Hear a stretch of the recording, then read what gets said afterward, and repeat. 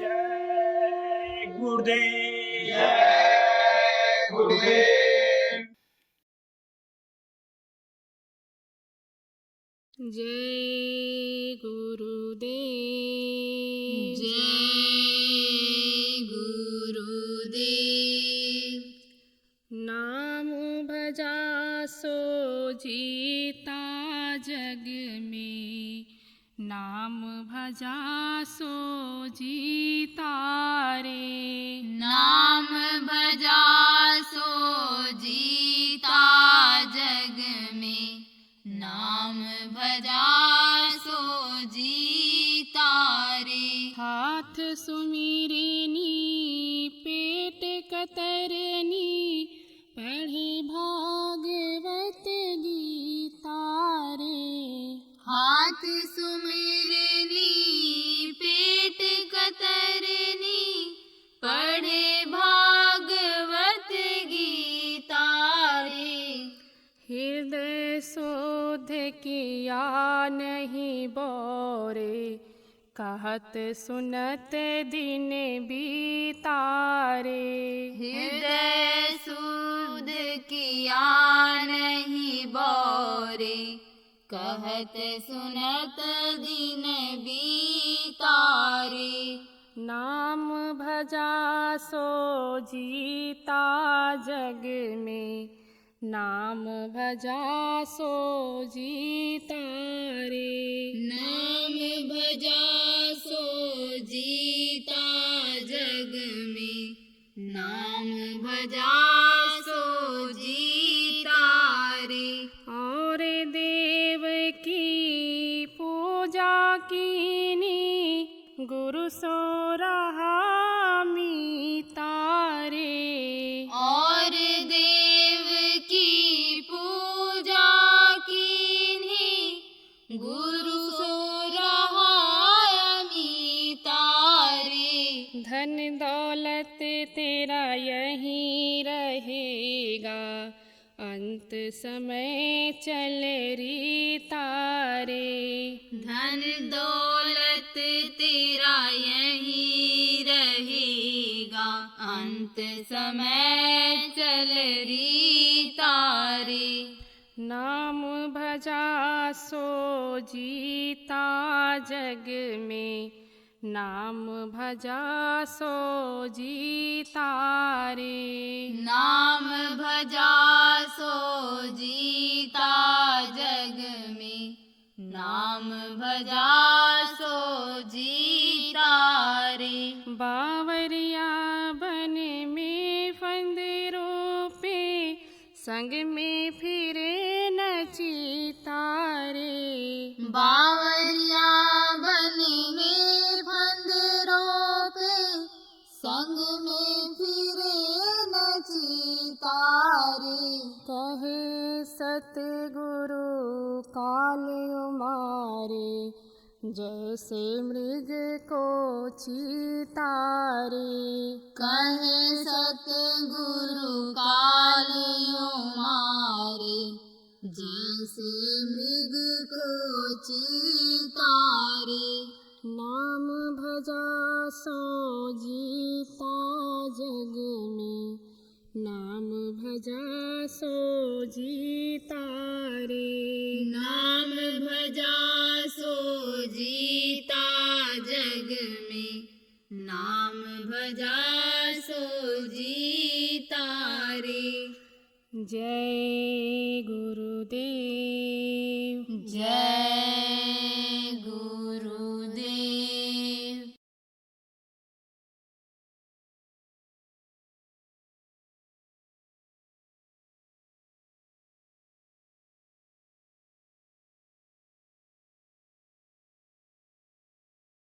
देखो, आप लोग इसमें खेती करने वाले हो, व्यापार भी करते हो, अधिकारी कर्मचारी भी हो और राजनेता भी हो, तो सबके लिए मैं कह दूं, आपके लिए बता दूं।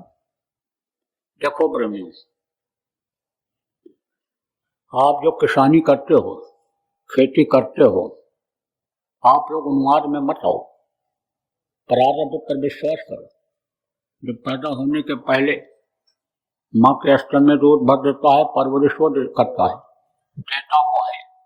एक समय सतयुग में था, एक बार लोग बोते थे और 27 बार काटते थे। किसान अपने खेत में खड़ा होकर के हाथ जोड़ करके पानी मांगता था, बादल बरस जाते थे। कब की बात है? त्रेता की। मांगे बाजे देह जल रामचंद्र के राज। ऐसे ही द्वापर में भी था।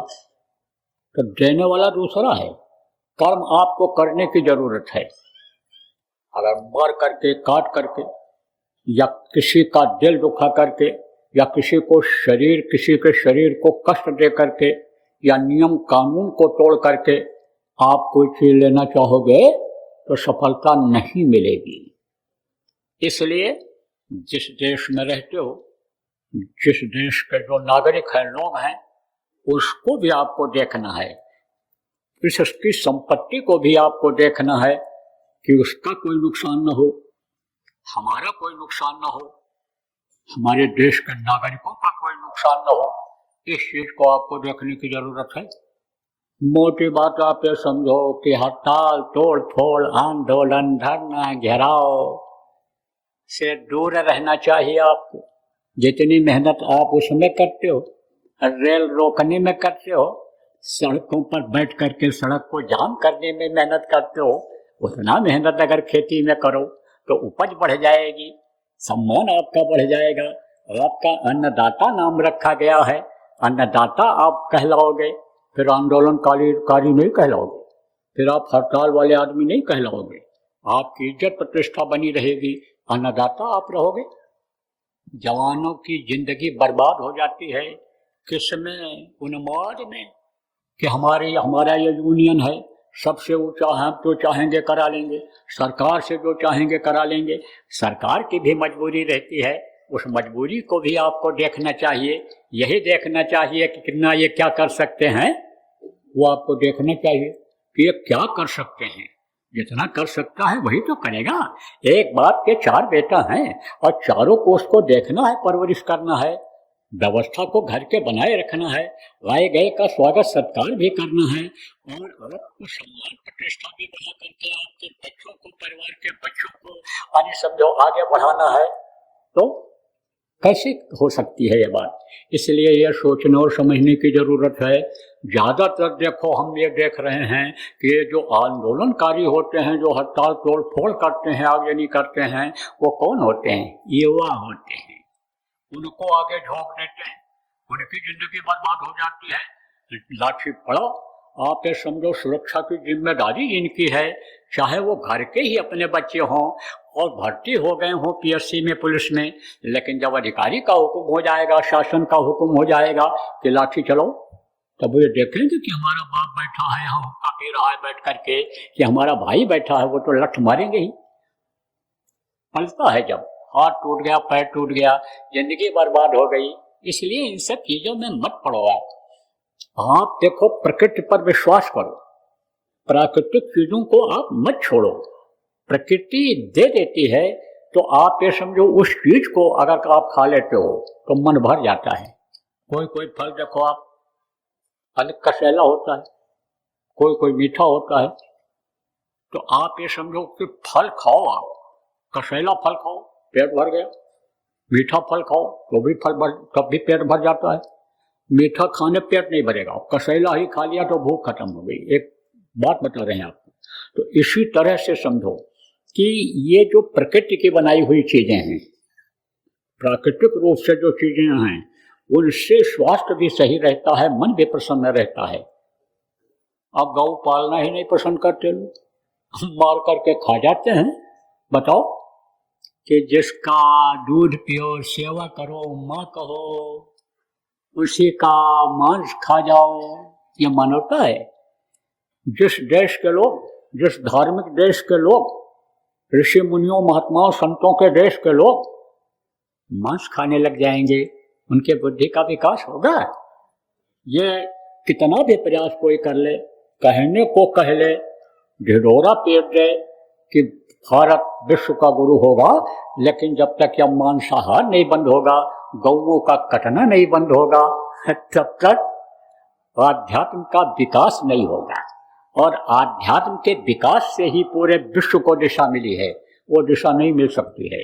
इसलिए मांस चाहे गौ का हो, चाहे किसी भी पशु पक्षी का हो, इसको नहीं खाना चाहिए। तो मैं आपको बता रहा था कि जब गौ लोग पालते थे और गोबर निकलता था, उसको जब डालते थे अनाज के अंदर तो बढ़ जाती थी फसल। अपने यही कुटिया की बात बताता हूँ। एक नींबू का पेड़ लगा है, तो अभी जब मैं आया तो देखा इतने बड़े बड़े, पहले कितने बड़े होते थे, इतने बड़े। तो हमने पूछा इसमें क्या डाला? बोले गोबर की खाद और नीम के खली डाल दिया इसमें हमने, और वही फल देखो इतने बड़े हो गए। अब जिस एक फल में एक आदमी खाता, उसमें 4 आदमियों के लिए रस निकलेगा कि नहीं निकलेगा? तो ये जो पौष्टिक चीजें हैं, चाहे मनुष्य के लिए हों और चाहे पौधे के लिए हों, चाहे जानवरों के लिए हों, ये खत्म होती चली जा रही हैं। देखो आर्टिफिशियल जिसको कहते हैं, बनावटी जिसको कहते हैं, वो तो बनावटी ही होता है। कोई मेकअप करके बैठ गया, आप ये समझो सती बन गया, सीता बन गया, तो वो सती सीता थोड़ा हो जाएगी औरत, वो रामकृष्ण भगवान थोड़ा हो जाएंगे, वो तो वही रहेंगे। तो ये जो आर्टिफिशियल चीजें होती हैं उनमें रस नहीं होता, नीरस होते हैं, नीरस होते हैं। वही मेकअप उतार दिया, वही कपड़ा उतार दिया, कोई पैर छुएगा? और वही रामकृष्ण, वही सीता, वही नारद, वही विष्णु बन करके बैठ गया तो लोग पैर छूने लगते हैं। तो यही बात समझना चाहिए आपको। तो पुरानी पद्धति को अगर आप अपनाए रहोगे, सुखी रहोगे। एक समय ऐसा आया था, कब? कोरोना, दवाइयां मिलती नहीं थी, देशी दवाई की जानकारी लोगों ने छोड़ ही दिया, और देशी दवाएं जब बताई गई लोगों को और लोगों ने प्रयोग किया तो उसमें आराम मिल गया। आप ये समझो जिसका बहुत बढ़ गया था उसको उससे कंट्रोल नहीं हुआ और कोई दवा भी नहीं मिली और वो राम भगवान खुदा के प्यारे हो गए, लेकिन बाकी लोगों की शुरुआत जिनकी हुई थी उन्हीं देशी दवाओं से ठीक हो गया। अब आपको बताऊं, मैं घर से निकल नहीं सकता, बाजार में बंद मिलती दवाएं भी बाहर कहाँ मिल सकती थी, देशी भी खोजने में जल्दी एक गांव से दूसरे गांव में लोग नहीं जा सकते थे जब लॉकडाउन लगा था। लेकिन कहते हैं कि घट में है सूझत नहीं, अपने पास ही है दवा, लेकिन वो ऋषि मुनियों का फार्मूला लोग भूल गए, भूलना नहीं चाहिए। आप ये समझो जो महाऔषधि है कि जैसे बेल का पत्ता है, बेल है, दूब है, चिड़चिड़ा है और तुलसी की पत्ती है, ये सब अपने घर में लग सकता है, अपने घर में ही। लेकिन लगाया जाए, इसकी जानकारी रहे तो बीमारियां तो निकल जाएंगी, बीमारियां चली जाती हैं। बीमारियां जानलेवा कब होती हैं? जब वो उसका सही समय पर इलाज नहीं मिलता है, तब बीमारियां बढ़ती हैं। सही समय पर जिस कमी की वजह से बीमारी आई है वो कमी पूरी हो जाती है, किसी भी जड़ी बूटी, किसी भी चीज़ से, परहेज से भी, तो बीमारी आगे नहीं बढ़ती है। तो अब आपको मैं मोटी मोटी बात एक दो बताता हूँ कि मेहनत पर भरोसा करो, और यह भी बता देता हूँ आपको, एक साथ दो हुए न भुआलू और हसब ठठा फुलाई गालू। एक साथ दो काम नहीं होता है कि ठट्ठा के भी हंसो और गाल भी फुला लो। तो व्यापार भी करो और खेती भी करो, उसमें मेहनत ईमानदारी से आप नहीं कर सकते हो। जो काम मेहनत से होता है, ईमानदारी से होता है, उसी में सफलता मिलती है और वही फलता और फूलता है। इसलिए आप ये समझो कि जो किसान हैं और व्यापार करते हैं उसमें समय नहीं देते हैं, उनको उसमें खर्चे की जरूरत पड़ती है, तो व्यापार में ज़्यादा से ज़्यादा कमाने की कोशिश करते हैं। इसलिए एक काम कोई पकड़ो और उसी में आगे बढ़ो, तरक्की करो तो अच्छा रहेगा। आप जो व्यापारी हो, व्यापारियों का स्थान कहाँ है? क्या स्थान है? व्यापारियों का स्थान है माँ का। माँ का क्या स्थान होता है कि सबकी परवरिश करे, सबको भोजन पहुंचावे, सबके लिए भोजन बनावे, जरूरत की चीजों को पूरे परिवार के जितने भी बच्चे हैं सबके लिए वो व्यवस्था करे, यह माँ का स्थान होता है। ऐसे ही व्यापारियों का आपका स्थान है कि सामान की आपूर्ति सबको कराओ, जिस चीज की जरूरत की चीज जिसको जैसी है वो चीज मिले, और उसको भी मेहनत और ईमानदारी से, तभी आप फलोगे फूलोगे।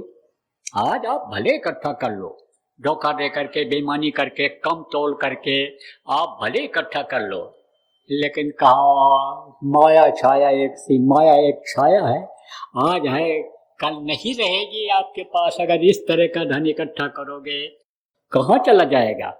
छापामारी में चला जाएगा, बीमारी में चला जाएगा, बच्चों के बिगड़ जाने में चला जाएगा, थाना पुलिस में चला जाएगा। इसलिए इस चीज का आप लोग ध्यान रखो, क्योंकि छापामारी भी होगी, पकड़े जाएंगे लोग, वो भी होगा। अब आप ये समझ लो प्रेमियों कि ये सब घटनाएं आगे आपको दिखाई पड़ेंगी या सुनाई पड़ेंगी। और भी बताऊंगे बाप को, ये जितने राजनेता हैं इनको चाहिए कि ये जनता जिसने हमको भेजा है, किस लिए भेजा है, कि जैसे घर के बड़े भाई को कहीं भेज दिया जाता है कि जाओ भैया हम घर देख लेंगे, यहाँ की व्यवस्था हम देख लेंगे और तुम कमाओ और पूरे परिवार का उसका पालन पोषण करो। तो ये चीज़ आपको ध्यान रखना है कि ये जनता जिसने हमको भेजा है ये हमारे बच्चे की तरह से है, इसको न्याय मिलना चाहिए, इसकी सुरक्षा होनी चाहिए, इनके रोटी रोजी की व्यवस्था होनी चाहिए।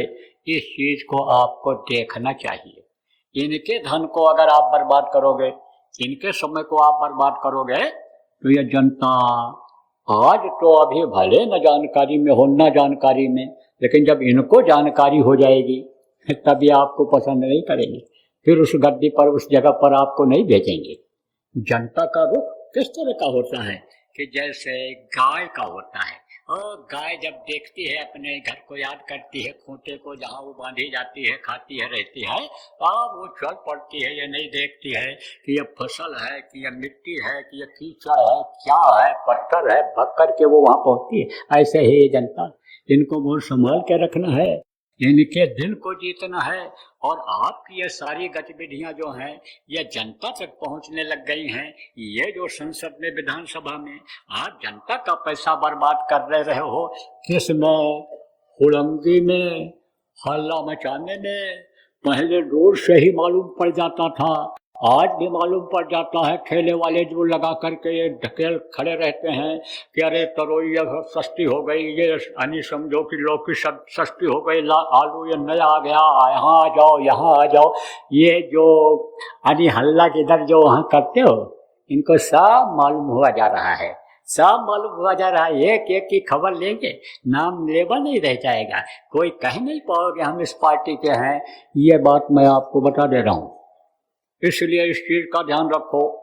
जो आप ये समझो 1 मिनट में यानी समझो कि लाखों रुपया जाता है, आप ये समझो 60-65 यानी लाख रुपया एक मिनट में खर्चा होता है वहाँ का। इसको बचाने की कोशिश करो, इसको इन्हीं के विकास में, इन्हीं की भूख मिटाने, इनका प्यास मिटाने में खर्च करो। हाँ, तो इस पर आप सब लोग ध्यान दो। पूरे विश्व के लोगों को आज मैं यानी जिम्मेदारों को कहना चाहूँगा कि भाई युद्ध रोको। आप ये समझो, जैसे मैंने आपको बताया कि जो धार्मिक नेता हैं और इस समय पर मंदिर और मस्जिद और गिरजाघर, गुरुद्वारा के यानी नाम पर लोगों को यानी जो है भड़का रहे हैं, महज इसलिए कि अपना काम करने के लिए, अपना नाम करने के लिए, एक अपना काम बनाने के लिए कि हमको लोग नेता मान लेंगे और हम बड़े महंत बन जाएंगे और हम कई मठों के मठाधीश बन जाएंगे और हम मंत्री मिनिस्टर बन जाएंगे धार्मिक भावना में।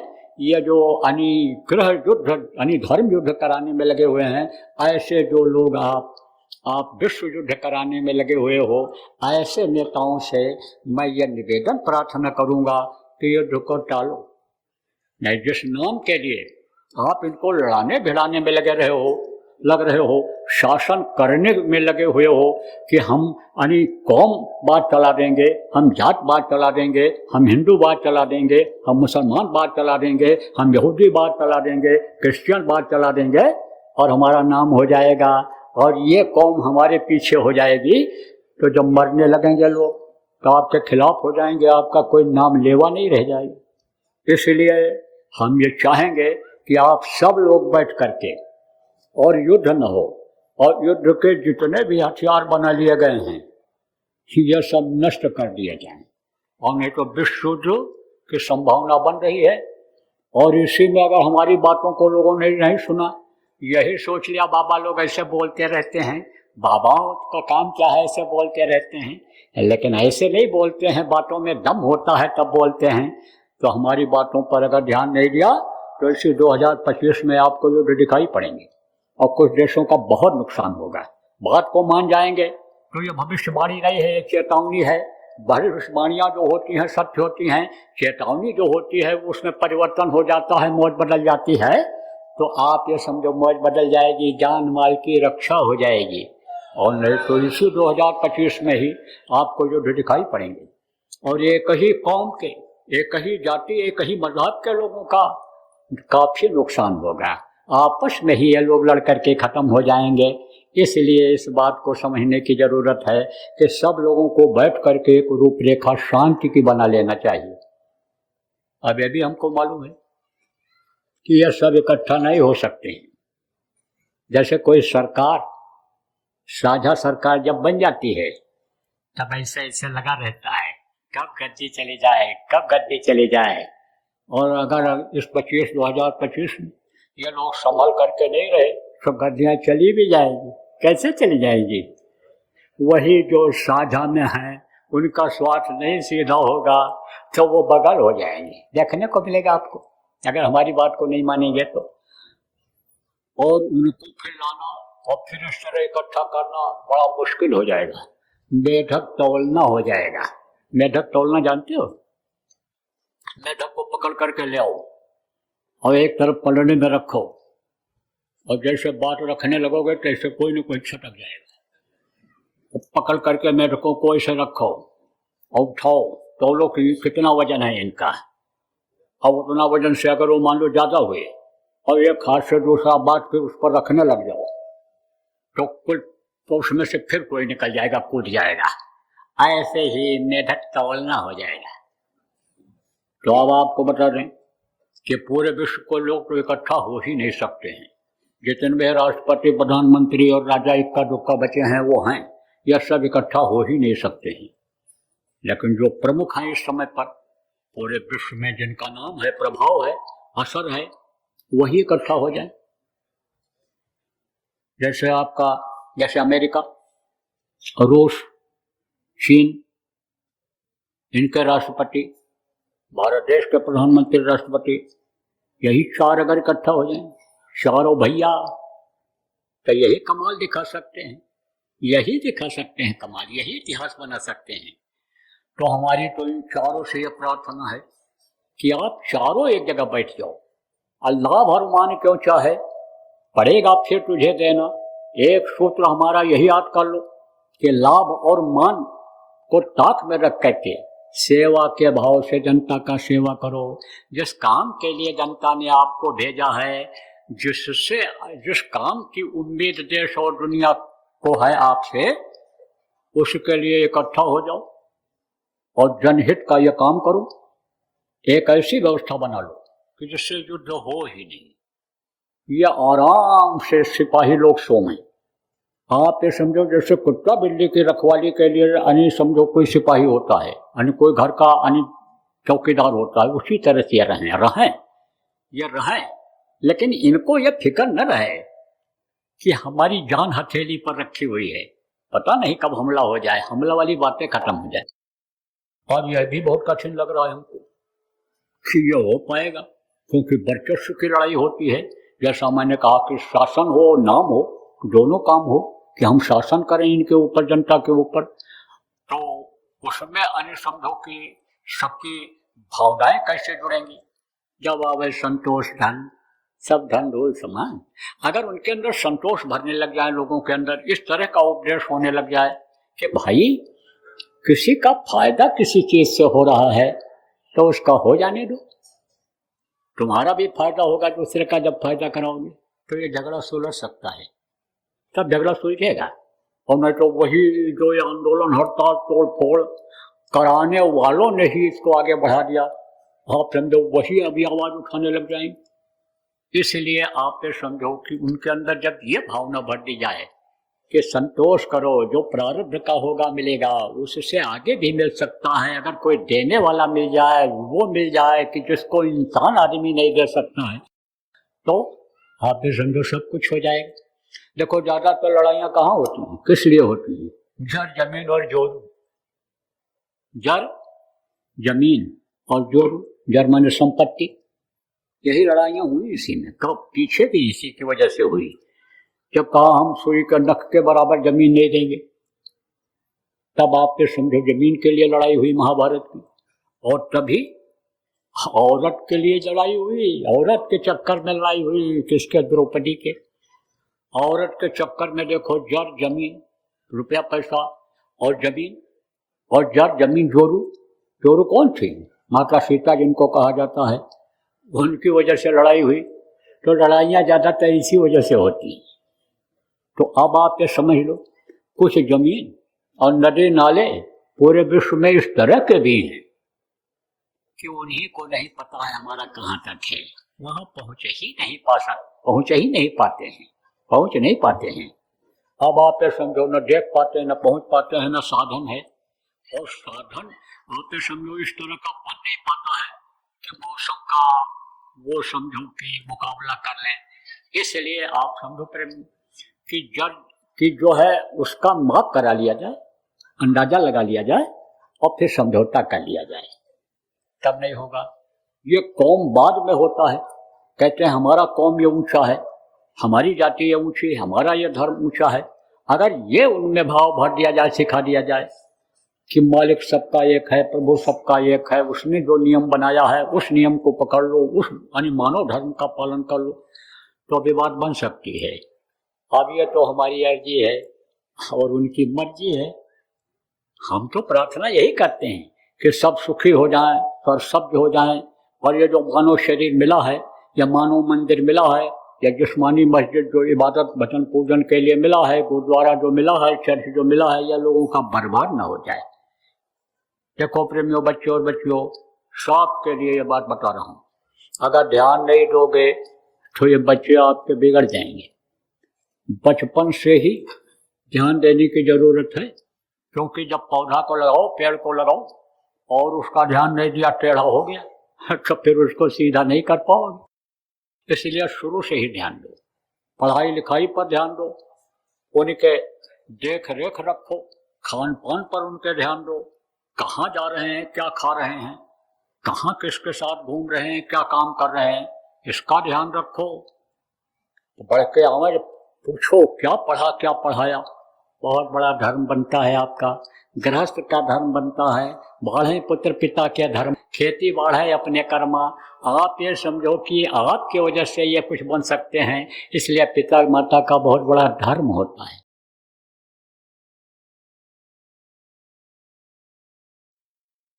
जो दुनिया और दीन दोनों बनता है। धन पुत्र परिवार में बढ़ोतरी होती है, मानसिक कष्ट भी दूर होता है, आर्थिक कष्ट भी दूर होता है, मानसिक कष्ट दूर होता है, शारीरिक कष्ट दूर होता है।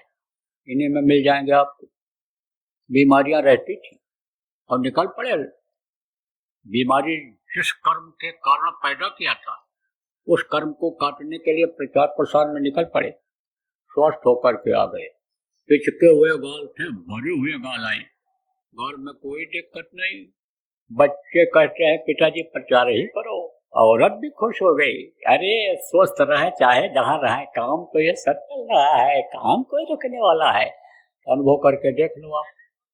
गुरु महाराज छोड़ करके गए काम आपके लिए, क्या कि लोगों को शाकाहारी बनाओ, नशा मुक्त बनाओ, सतयुग देखने के लायक बनाओ, लोगों को समझाओ और बताओ कि युग परिवर्तन जब जब होता है, बहुत लोग मरते हैं, त्रेता में बहुत मरे, द्वापर में बहुत मरे, तो कलयुग जाएगा तो छोड़ेगा नहीं छोड़ेगा। तो समझाओ लोगों तो काम मिल जाता है। ये भजन है, ध्यान है, इसमें जल्दी मन नहीं लगेगा तो इस काम में लगना रहेगा। जय गुरुदेव। सरकारी व गैर सरकारी अनुदान के लिए बिना सत्संगियों के सहयोग द्वारा जनहित के कार्यों में लगी हुई बाबा जय गुरुदेव धर्म विकास संस्था का मुख्यालय पिंगलेश्वर रेलवे स्टेशन के सामने मक्सी रोड, उज्जैन, मध्य प्रदेश में है। यहाँ पर सत्संग व नामदान का कार्यक्रम होता रहता है। अतः आप श्रोताओं से अनुरोध है कि बाबा उमाकांत जी महाराज के आश्रम उज्जैन एक बार परिवार सहित जरूर पधारिएगा। आपके सुझाव के लिए व्हाट्सएप नंबर 9575600700। जय गुरुदेव।